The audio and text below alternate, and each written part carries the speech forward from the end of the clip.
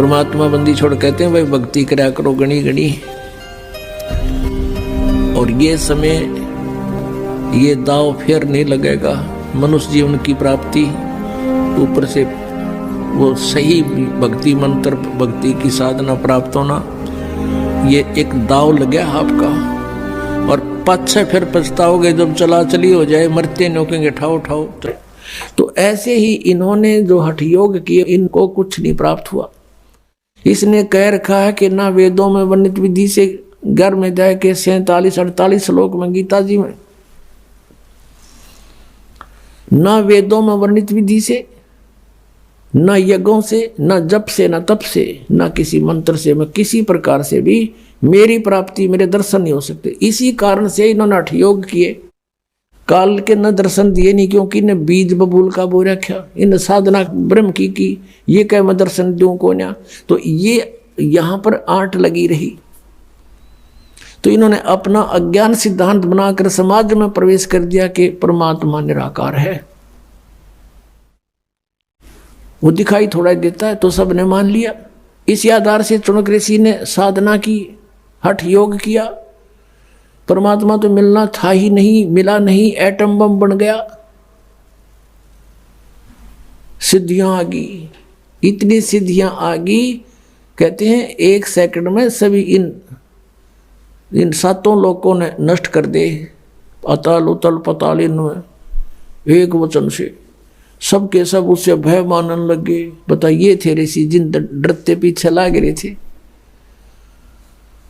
तो फिर वो जब साधना काल उसकी समाप्त हुई, उससे वचन से कुछ अटपटी सी होने लगी, लोग पीछे लग गए, ऋषिश्वर कहला गए, ऋषिश्वर ऋषियों में श्रेष्ठ। एक समय एक मानधाता नाम का चक्रवर्ती राजा था, पूरी पृथ्वी पर शासन था उसका, पूरी पृथ्वी का शासक था। और ये क्या करते हैं, कुछ वर्षों के बाद एक जांच करते हैं अपने शासन की कि कहीं किसी मेरे अधीन राजा ने मेरी पराधीनता अस्वीकार तो नहीं कर दी है। घोड़ा छोड़ दिया जाता था जो राजा का पर्सनल हॉर्स होता था, निजी घोड़ा राजा का, उसके ऊपर व्यक्ति कोई नहीं बैठता था। उसके गले में एक पंपलेट टांग देते थे, एक इश्तेहार लगा दिया जाता था और उस पर लिख दिया जाता था कि जिस भी राजा को चक्रवर्ती राजा मानदाता चक्रवर्ती की पराधीनता अस्वीकार हो, वो इस घोड़े को बांध ले और युद्ध के लिए तैयार हो जा। राजा के पास 72 अक्षौणी सेना है, उसकी डिटेल लिख दी जाती थी कि ताकि खाम का कोई आग में हाथ ना दे बैठे, उसको पहले बता दें कि राजा के पास इतनी सेना भी है। तो वो पूरी पृथ्वी पर घोड़ा घूमे और साथ में हजारों की संख्या में सैनिक उसके साथ थे, घूमे आए। किसी ने घोड़े को नहीं पकड़ा, यानी इस पूरी पृथ्वी पर सभी ने उसकी पराधीनता स्वीकार थी। जब वो जा रहे थे तब भी चाणक्य ऋषि ने देखे कि घोड़े पर कोई भी नहीं सवार है और बाकी सब घोड़े पर बैठे हैं, क्या कारण है। वापस जब आए, ऋषि से रहा नहीं गया, उसने कारण जाना कि इस घोड़े पर क्यों नहीं बैठा भाई कोई भी, क्या बात है। तब उसको बताया गया कि ये राजा मानधाता चक्रवर्ती का घोड़ा है, इस पर किसी को अलाउड नहीं बैठने का। और इसके गले में जो पंपलेट लिखा है, इसमें लिखा है ऐसे ऐसे, और ये पूरी पृथ्वी पर घूम आया है। किसी ने भी राजा के साथ युद्ध करने की चेष्टा नहीं की, किसी की हिम्मत नहीं बनी। अब चाणक्य ऋषि ने कहा कि क्या तुम्हारे चक्रवर्ती राजा मानधाता का किसी ने युद्ध नहीं स्वीकार किया। तो सैनिक तो होते ही हैं, ये कुबोल भी होता है एक आधा, जो सिपाही होते हैं। उसने कहा कि है किसी में हिम्मत, उसकी जाड़ फोड़ दें हम, हमारे राजा के पास 72 अक्षौणी सेना है। तो इस बात से ऋषि ने सोचा कि राजा में तो अभिमान हो गया और इसका अभिमान सेट करना चाहिए। उसके लिए चाणक्य ऋषि ने कहा कि भाई यदि मैं इस घोड़े को बांध लूं तो क्या हो।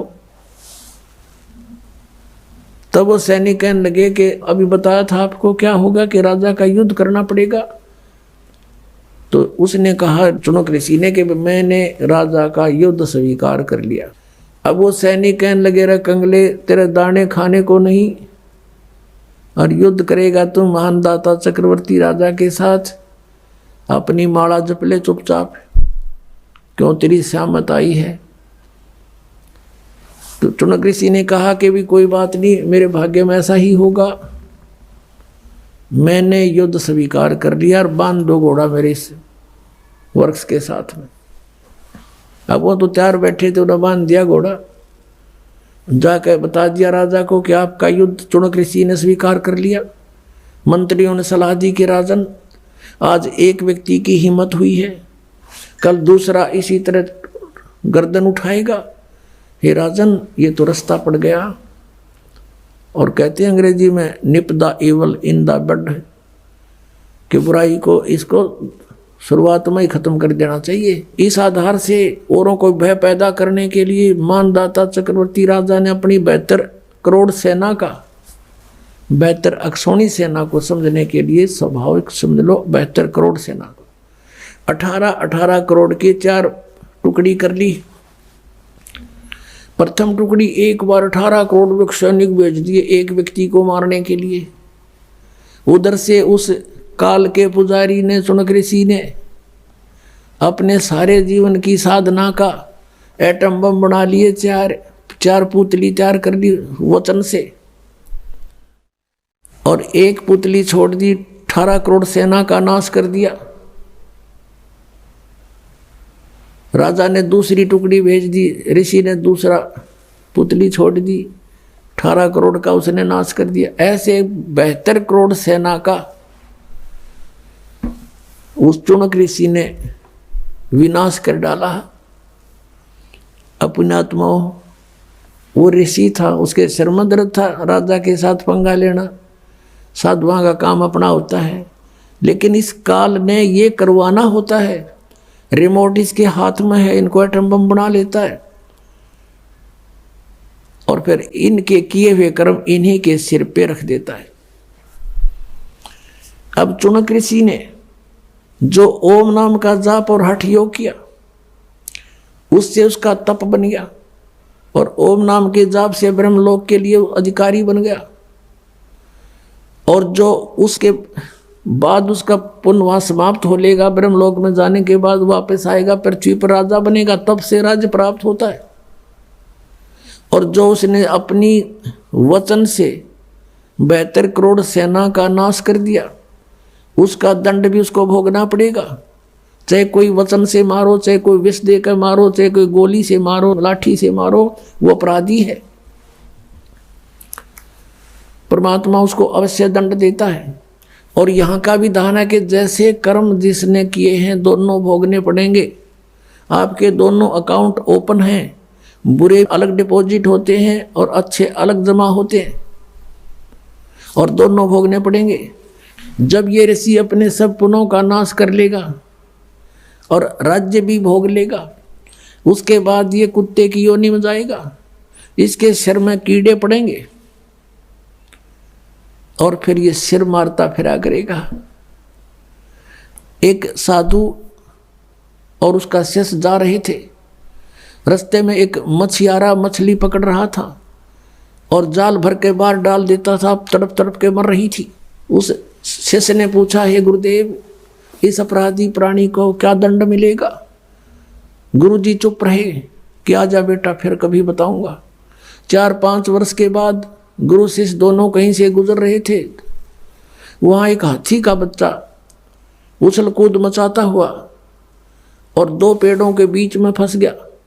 वो बिल्कुल निकट निकट थे, उसमें से ऐसे झटकम पटकम होकर बाहर निकलने की खूब चेष्टा करते हुए उसकी सारी खाल छुल गई और किसी भी तरह वो बाहर अवश्य आ गया, लेकिन उसमें कीड़े पड़ गए उसके जख्म में, और वो पड़ा पड़ा चिल्ला रहा है और करोड़ों कीड़े उसको खा रहे हैं, नोच रहे हैं मोटे मोटे।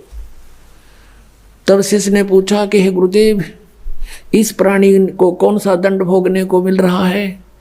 उस समय गुरु ने मुंह खोला कि बेटा, आपको याद होगा एक समय एक मछियारा मछली पकड़ रहा था कहाँ गुरुदेव, आपने प्रश्न किया था इसको क्या सजा मिलेगी? कहाँ गुरुदेव कि ये वही मछियारा है, ये हाथी का बच्चा, और जितनी मछलियां आज इसके मांस को खा रहे हैं, नोच रहे हैं, ये कीड़े बनकर।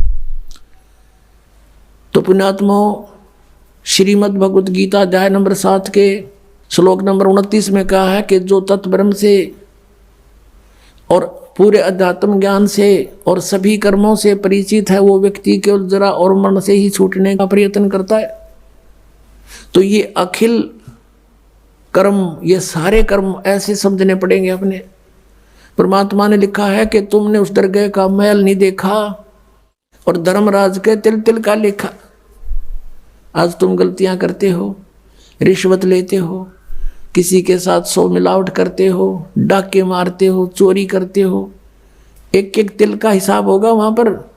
तुमने उसका पता नहीं, इसलिए तुम विष खा रहे हो। तो परमात्मा कहते हैं समझा है तो सिर दर पाओ, बहुर नहीं रे सताओ। बोलो सतगुरुदेव।